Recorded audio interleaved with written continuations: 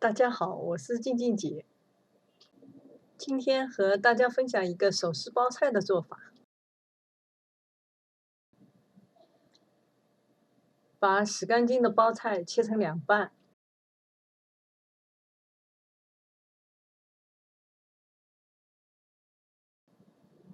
再切掉根部，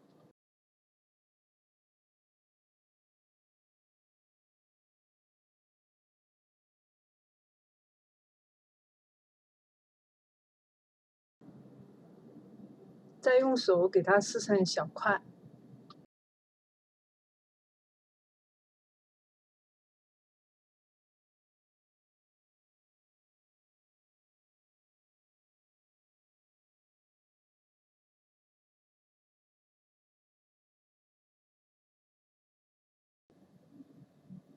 尽量撕成大小差不多的。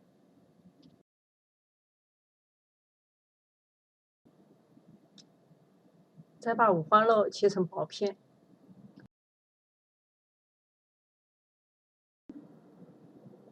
我这个五花肉是带皮的，不喜欢带皮的可以把皮去掉。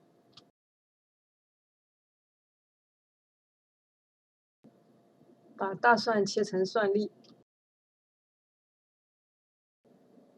小米椒切成圈。锅烧了，倒入油，油热了再放入肉片，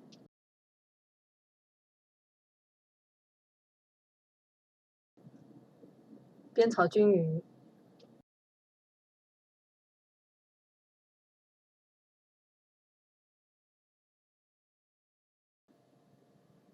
炒至肉片变色，加入蒜和小米辣，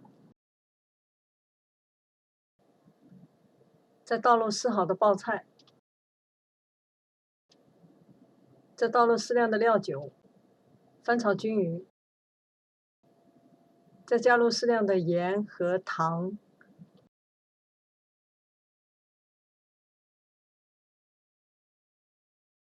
适量的生抽和蚝油。炒青菜全程都要大火，这样炒出来的包菜软中带脆。大火翻炒1分钟左右就可以了。一道清脆爽口的手撕包菜做好了。